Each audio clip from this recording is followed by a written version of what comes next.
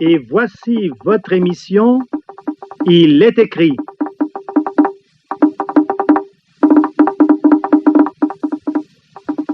Une analyse des tendances, des faits, des événements de notre époque à la lumière des Saintes Écritures.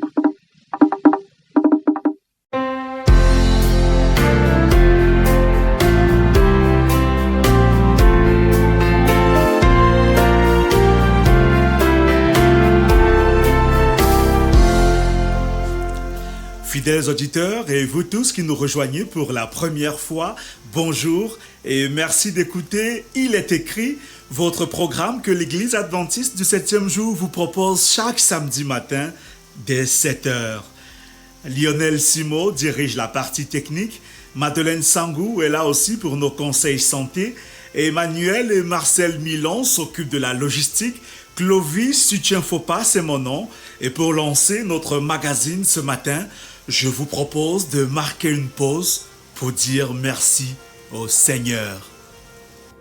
Merci Seigneur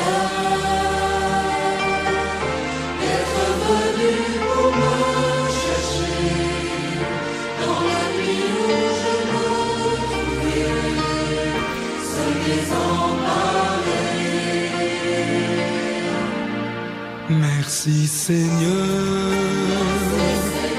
de verser en moi ton amour, sans rien demander en retour, sans me condamner. Jésus, tu as transformé ma vie, tu en as fait une harmonie. Je ne suis plus seul ici-bas, car tu es là.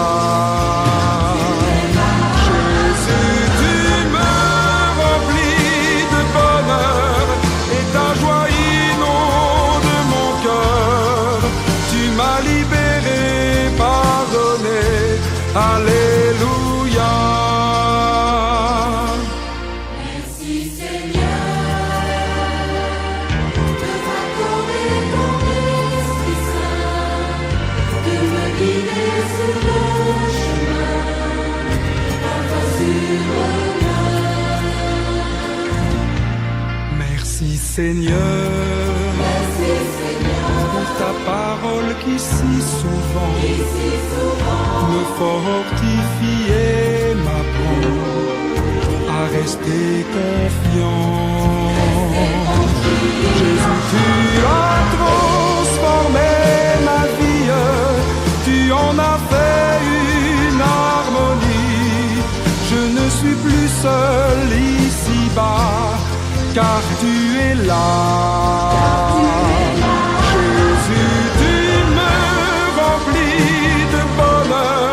Et ta joie inonde mon cœur.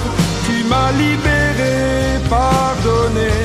Alléluia.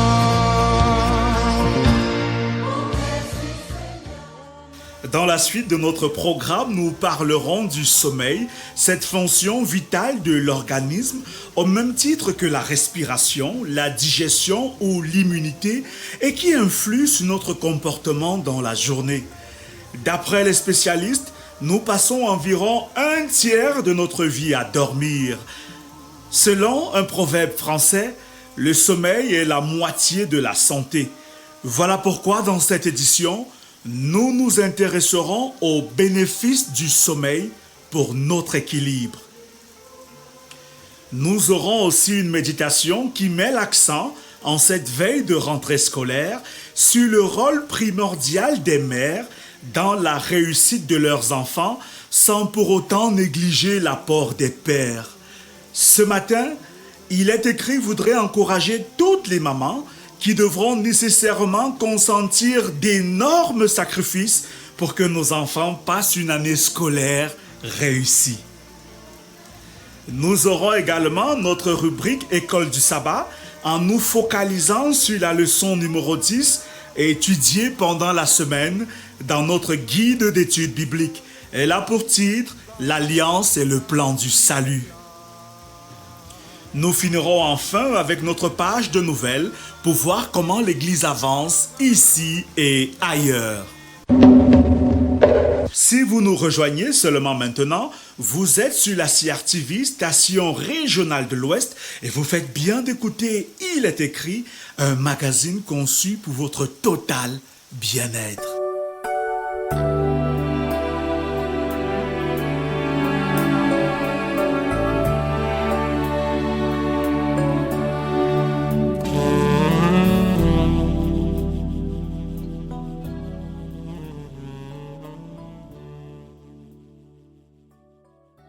Mes chers amis, voici venu le moment de notre rubrique santé et bien-être et vous l'avez deviné, c'est avec Madeleine Sango. Bonjour Madeleine. Bonjour Clovis et bonjour aussi à nos nombreux auditeurs. Alors, qu'est-ce que vous avez préparé pour nous ce matin? Ce matin, Clovis, nous parlerons des bénéfices du sommeil pour notre santé. Nous vous écoutons ma chère. Mes chers amis, même si nous avons tendance à l'oublier, bien dormir peut avoir de nombreux bénéfices pour nous et ce, dans plusieurs aspects de notre vie. Permettez-moi de partager avec vous ce matin quelques-uns des bienfaits du sommeil. 1. Le sommeil garde votre cœur en bonne santé. Le manque de sommeil augmente vos chances de passer beaucoup de temps chez un cardiologue. 2. Il prévient la prise de poids. Une bonne nuit de sommeil peut vous aider à ne pas prendre de poids. Les personnes qui dorment moins ont tendance à beaucoup manger. 3. Il diminue les risques d'accidents de la route. Comme le manque de sommeil affecte votre concentration et votre temps de réaction, conduire un véhicule en état de fatigue peut s'avérer aussi dangereux que de conduire en état d'ébriété. Des recherches confirment que les personnes qui ne dorment que 6 à 7 heures par nuit ont 2 fois plus de chances d'être impliquées dans un accident que les personnes qui dorment au moins 8 heures par nuit. 4. Le sommeil renforce votre système immunitaire. Vous voulez prévenir les blessures et prendre moins de congés maladie? Prenez l'habitude de bien dormir. Un sommeil de qualité rend aussi les vaccins plus efficaces. 5. Il empêche votre cerveau de chauffer. Une seule nuit blanche suffit pour vous sentir inefficace et désorienté le jour suivant. Vous risquez alors de faire plus d'erreurs au travail. 6. Il enflamme votre vie sexuelle. Un sommeil de qualité prévient les problèmes d'érection et vous assure que vous ne serez jamais trop fatigué pour faire l'amour. Des recherches démontrent que les hommes qui dorment moins de 6 heures par nuit sont inefficaces au lit. 7. Il peut prévenir les maux de tête. Parfois, pour éviter les maux de tête, il suffit de bien se reposer. Le manque de sommeil joue un rôle sur votre capacité à gérer le stress et l'anxiété qui peuvent entraîner des migraines. 8. Il renforce votre humeur. Les gens qui dorment suffisamment sont généralement remplis d'énergie et sont très positifs malgré les difficultés de la vie. 9. Le sommeil augmente votre seuil de douleur. Si vous voulez être plus résistant à la douleur, dormez davantage. Dans une étude de 2012 du journal Sleep, le groupe qui dormait en moyenne 9 heures par nuit pouvait supporter la douleur jusqu'à 25% plus longtemps que le groupe qui dormait en moyenne 7 heures par nuit. 10. Le sommeil a une incidence sur vos relations avec les autres. Les personnes qui dorment moins sont plus sujettes à la discorde et elles se querellent plus facilement.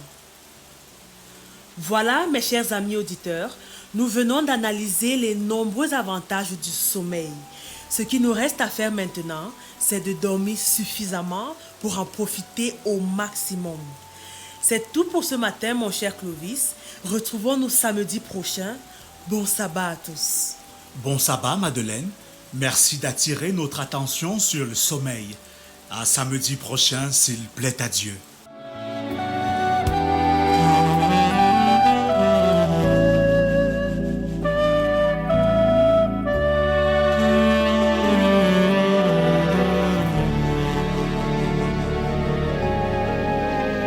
Choisir Jésus dès la jeunesse pour son maître, pour son ami.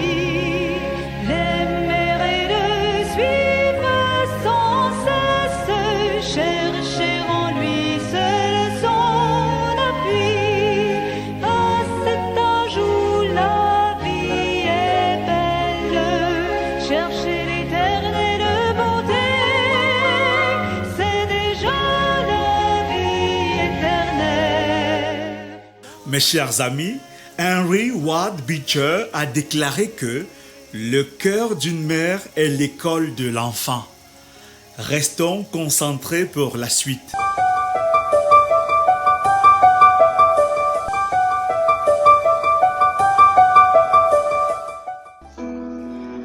De nombreux personnages sont connus universellement dans ce monde, et pourtant dans leur ombre, il existe des personnes dont on ne parlera jamais. Des personnes qui les suivent partout, écrivent leurs discours, leur rappellent des détails, s'occupent de leurs affaires, prennent soin d'eux, tout en faisant de nombreux sacrifices financiers, familiaux et personnels. Elles resteront dans l'histoire des personnages anonymes. Et pourtant, c'est à elles que ces hommes doivent ce qu'ils sont aujourd'hui. La Bible raconte dans le livre de Marc, au chapitre 2, les versets 1 à 12, l'histoire de la guérison d'un paralytique né. Il est écrit: quelques jours plus tard, Jésus se rendit de nouveau à Capernaum. On apprit qu'il était à la maison. Une foule qui s'y rassembla, si nombreuse qu'il ne restait plus de place, pas même devant la porte. Et Jésus leur annonçait le message de Dieu. On lui amena un paralysé porté par 4 hommes, mais ils ne purent pas le transporter jusqu'à Jésus à cause de la foule.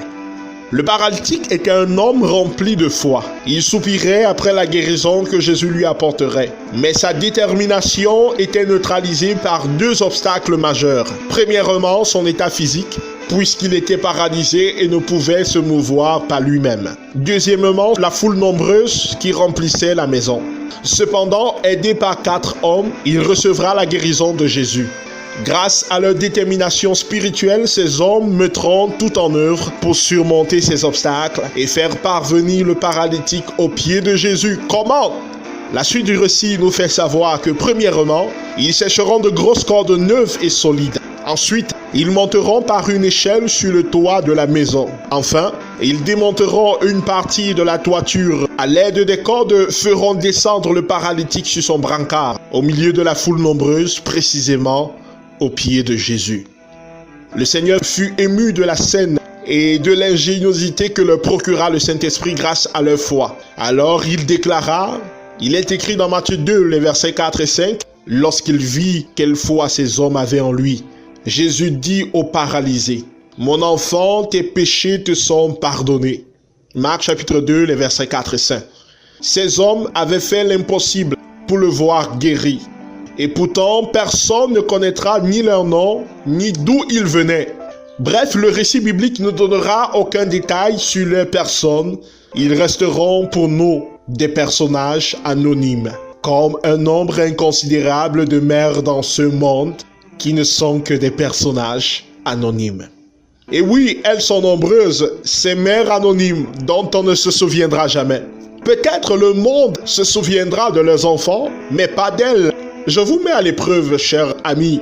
Dites-moi, vous, les mélomanes, connaissez-vous la mère de Maître Gims de Singila? Ou encore celle de Corneille, de Valsero, de Prince et Yango, de Desbordeaux, du Feu Yorobo, de Coco Argenté, de Tala André? Et vous, les fans de sport, connaissez-vous la mère du Pichichi, de Lionel Messi, de Neymar, de Luis Suarez, de Paul Pogba, de Cristiano Ronaldo, ou même encore de José Mourinho?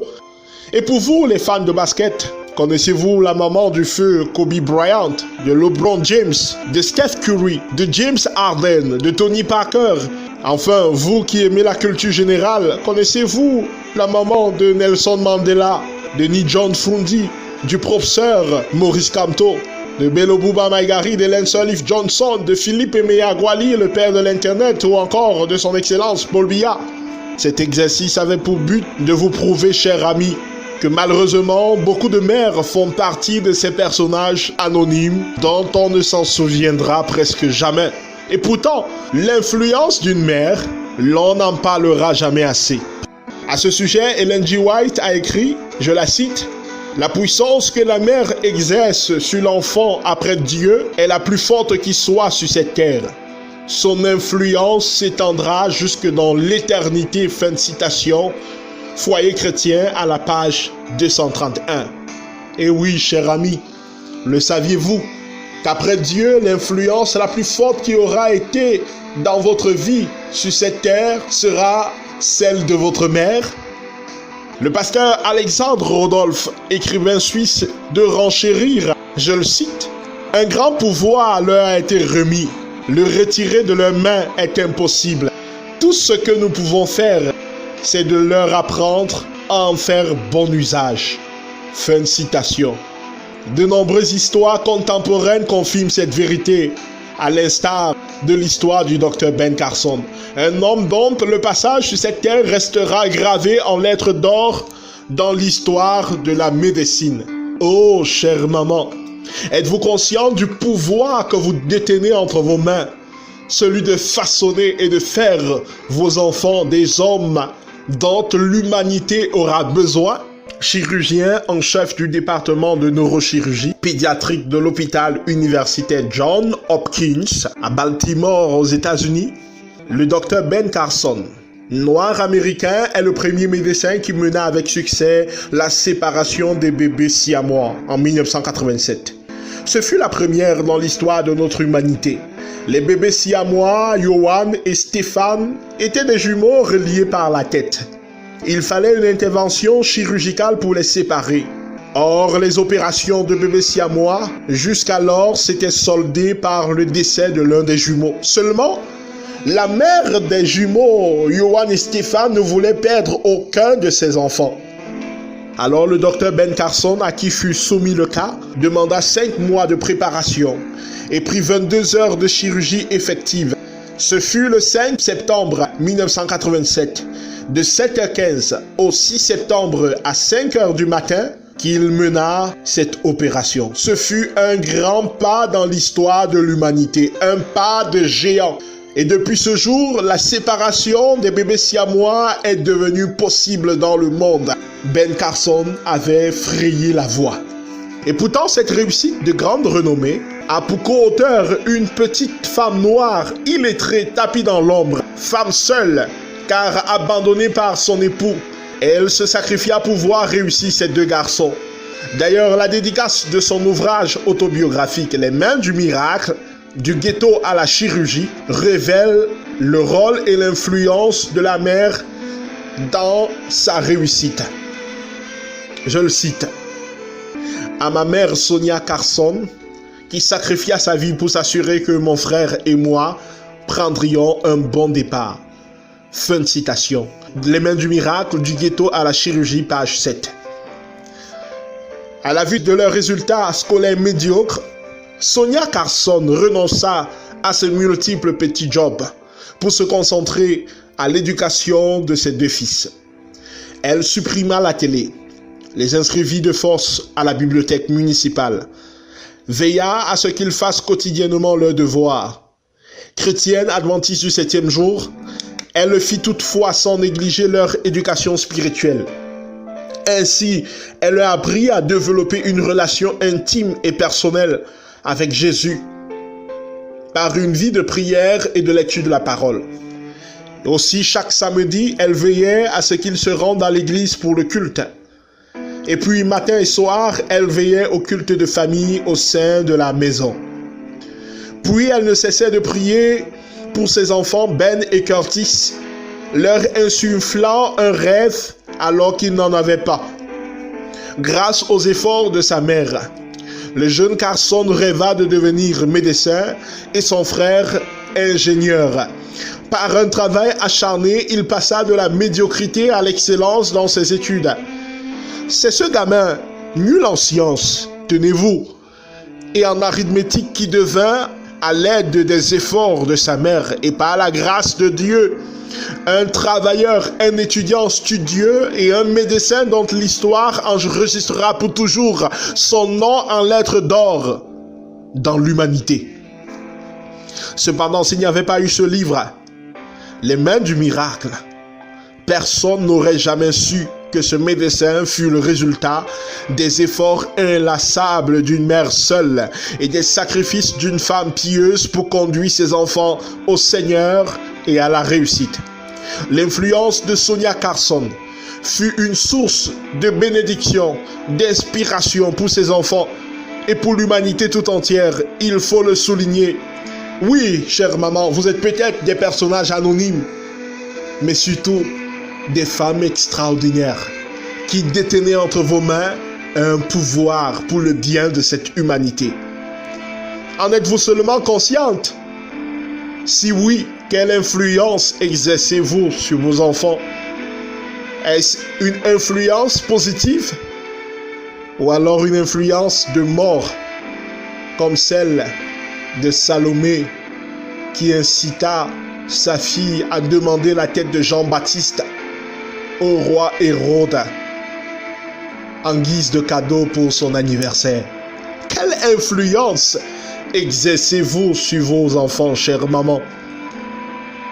Sonia Carson symbolise ces femmes d'influence positive, qui, au lieu de s'effondrer devant leurs grandes responsabilités, relèvent la tête, retroussent les manches pour faire de leurs enfants des hommes intègres dont le Cameroun d'aujourd'hui a besoin. Oui, Sonia Carson symbolise encore ces femmes, et je voudrais parler de ces femmes seules, veuves, qui se battent jusqu'au sang pour assurer éducation, pain quotidien, santé à leurs enfants. Nous voulons avoir une pensée à l'endroit de celles-là qui jouent à la fois les rôles de père et mère, donnent de toutes leurs énergies, libèrent tout le potentiel pour tenir leur foyer et assurer à leurs enfants un avenir. Nous voulons aussi saluer la mémoire de toutes ces mamans qui ont perdu leur vie à ce moment précis où elles donnaient la vie. Quel sacrifice mu par un amour insondable. Nous voulons saluer la mémoire de ces mamans qui sont parties très tôt, mais qui avant de s'en aller ont sacrifié leur existence pour assurer notre avenir. Ces mamans qui, à coups de baffes et de bisous, pour reprendre Valsero, nous ont appris le vrai sens de la vie, l'amour. Ces mamans qui nous ont façonnés, bâtis, et qui ont fait de nous des hommes à la tête bien faite, des hommes de valeur, sur qui l'Église, le Cameroun et l'humanité peut aujourd'hui compter. Et oui, à toutes ces mamans, à celles qui n'ont pas eu la joie de l'enfantement et qui espèrent encore, nous voulons prier qu'au nom de Jésus, le Seigneur se souvienne d'elles et qu'il les visite afin que l'année prochaine, pourquoi pas, elles puissent ressentir la joie de porter entre leurs mains le fruit des entrailles. Que Dieu vous bénisse, chère maman. Nous prions que la grâce de Dieu vous inonde, que sa bénédiction vous remplisse, que ses faveurs vous entourent et que sa gloire rayonne sur vos vies, chère maman. Vous n'êtes pas des personnages anonymes et quand bien même vous le seriez, souvenez-vous, vous êtes des femmes extraordinaires. Dieu a déposé entre vos mains un pouvoir redoutable. Utilisez-le à bon escient et ce monde sera transformé. Utilisez-le à bon escient en vous souvenant que vous avez pour devoir de préparer vos enfants à la venue imminente de Jésus-Christ. Et oui, il revient très bientôt. Que Dieu vous bénisse. Amen. Fuyons le mal, il détruit l'homme, le bien seul peut nous ennoblir. Livrons-nous sans peur à la flamme de l'amour vrai qui veut agir, à notre Sauveur qui nous aime. Offrons notre printemps en fleurs.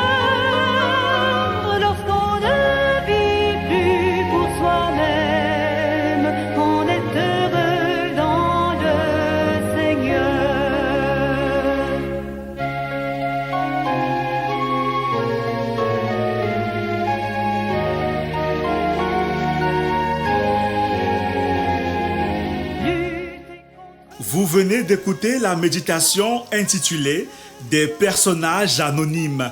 C'était une réflexion du pasteur Michel William Fopa.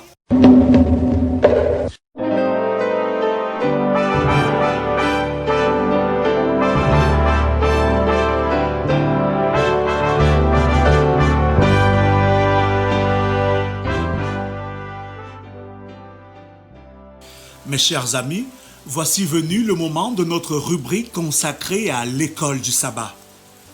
Ce matin, Madeleine, vous nous parlez de la leçon numéro 10, c'est bien cela? Effectivement, mon cher Clovis, cette semaine, nous avons étudié la leçon numéro 10 intitulée « L'Alliance et le plan du salut ». Le verset à mémoriser est tiré du livre d'Exode, chapitre 24, verset 3. Moïse vint rapporter au peuple toutes les paroles de l'Éternel et toutes les lois. Le peuple entier répondit d'une même voix, « Nous ferons tout ce que l'Éternel a dit ». Cette leçon explore la relation entre Dieu et son peuple en se concentrant sur l'alliance et le plan du salut. Elle met en avant l'importance de la communion avec Dieu, de l'obéissance à sa parole et de la reconnaissance de notre faiblesse humaine. Le sanctuaire et ses services symbolisent le plan du salut et pointent vers la mort de Jésus pour le pardon des péchés. Les points clés dans cette leçon incluent l'alliance entre Dieu et son peuple, l'importance de la communion avec Dieu et de l'obéissance à sa parole, la faiblesse humaine et la nécessité de l'aide de Dieu, le symbolisme du sanctuaire et de ses services, le rôle de l'Esprit de Dieu dans la sanctification. Nous sommes invités à approfondir notre relation avec Dieu et à reconnaître notre dépendance totale envers lui pour le salut. Cette leçon souligne également l'importance de la sainteté et de la sanctification dans la vie des croyants. En résumé, la leçon numéro 10, intitulée « L'Alliance et le plan du salut », présente Dieu comme un Dieu de relation qui désire être proche de son peuple et leur donner la force d'obéir à ses enseignements. Bonne étude à tous et à samedi prochain par la grâce de Dieu. À samedi prochain, Madeleine.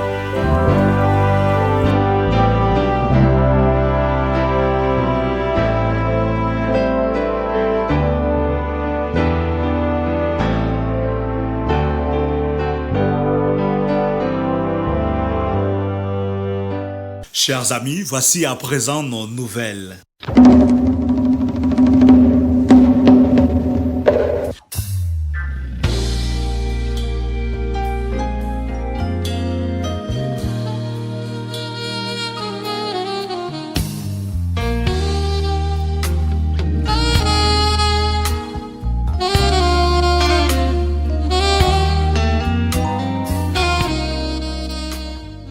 Dans le cadre du réveil et de la réforme, nous lisons toujours un chapitre de la Bible chaque jour et cette semaine, dès demain dimanche, nous lirons dans le livre de Nombres du chapitre 27 au chapitre 33. L'autre lecture de la semaine se fera dans le livre Patriarches et Prophètes au chapitre 27. Chaque jour, à 7h le matin ou 7h le soir, nous allons prier pour être remplis du Saint-Esprit. Nous allons prier aussi pour les enfants en cette période de rentrée scolaire. Prenons à présent la direction de Douala, siège de la Fédération des Adventistes de l'Ouest, pour signaler cette visite de travail de l'ancien Abraham Bakari, directeur des communications pour la division de l'Afrique de l'Ouest et du Centre, laquelle regroupe 22 pays, y compris le Cameroun. Au cours des échanges avec cet invité de marque, l'administration de la fédération a reçu des informations détaillées sur l'avancement du projet concernant la construction et l'équipement d'un studio de radio moderne dans notre fédération. D'autres projets d'évangélisation par les médias ont aussi été peaufinés avec le pasteur Michel Fopa, responsable des communications pour la fédération. Restons dans la Fédération de l'Ouest pour signaler cette activité des ministères de la femme adventiste. En effet, les 4 et 5 septembre dernier, 21 femmes venues des départements du Noun, du Ndé, du Konki, de la Ménois et de la Mifi ont pris part à des cours intenses dans le but d'obtenir une certification internationale en leadership et ainsi renforcer leurs capacités. Cette formation était supervisée par Madame Batanti Liberté, experte en leadership et responsable des ministères de la femme adventiste dans la Fédération de l'Ouest. Nous y reviendrons. Lundi prochain, dans notre pays, le Cameroun, les élèves de la maternelle, du primaire et du secondaire reprennent le chemin de l'école après plusieurs mois de vacances. Pour aider les familles nécessiteuses, des distributions de kits scolaires ont été organisées dans les églises, de même que des séances de prière spéciales en faveur aussi bien des élèves que des enseignants et des parents pour une année scolaire remplie de succès. En page culture, si vous êtes en ce moment du côté de Yaoundé ou ses environs, alors vous êtes invité à un concert de musique religieuse offert par les femmes adventistes. C'est dans la chapelle de la communauté adventiste Sola Scriptura du côté d'Emana. Une note triste maintenant, c'est le 29 août dernier, du côté de Makak, dans le département d'Union Ekele, qu'a été inhumé le patriarche, l'ancien d'église Sobmote Jean Philbert, décédé à 92 ans du côté de Yaoundé de suite de maladie. Pour rappel, le défunt a été le premier sous-préfet de la ville de Yaoundé.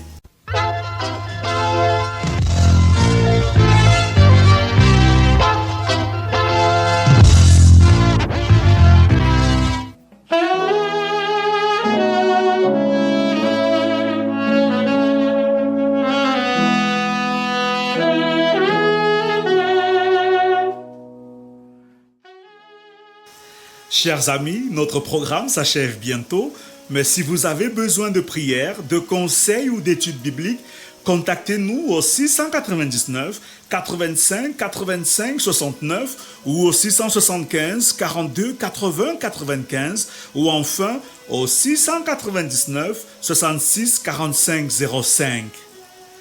Merci à la formidable équipe de la CRTV pour la mise en onde de ce magazine semaine après semaine. Je suis Clovis Utienfopa et ce sera avec un plaisir immense que je vous retrouverai samedi prochain quand il sera 7h. Mais d'ici là, rappelons-nous qu'il est écrit « Je vous laisse la paix, je vous donne ma paix, je ne vous donne pas comme le monde donne, que votre cœur ne se trouble point et ne s'alarme point. » Dieu vous bénisse. God is an awesome God. He reigns from heaven above with wisdom, power, and love. Our God is an awesome God. Our God is an awesome God. He reigns from heaven above with wisdom, power, and love. Our God is an awesome God. Our God is an awesome God. He reigns from heaven above.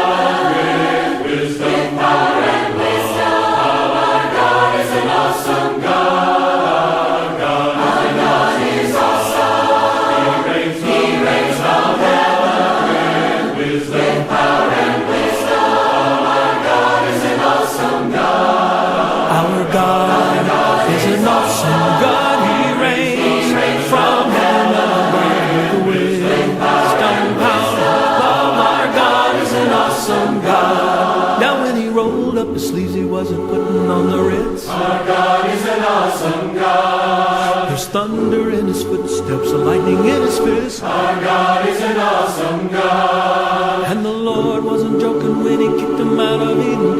It wasn't for no reason that he shed his blood. His return is very soon, and so you better be believing. Our God is an awesome God. Yes, we know that he's awesome. Our God is awesome. And he reigns from heaven with power and wisdom. Power and wisdom. Our God is an awesome God. And we know that he's awesome. Our God is awesome. And he reigns from heaven with power and wisdom. Power and wisdom. Our God is an awesome God. Now when the sky was starless in the void of the night, our God is an awesome God. He spoke into the darkness and created the light. Our God is an awesome God. The judgment and wrath he poured out on Sodom, his mercy and grace he gave us at the cross. cross. I hope that we have not too quickly forgotten that Our God is an awesome God. yes, we know that He's awesome. God is awesome.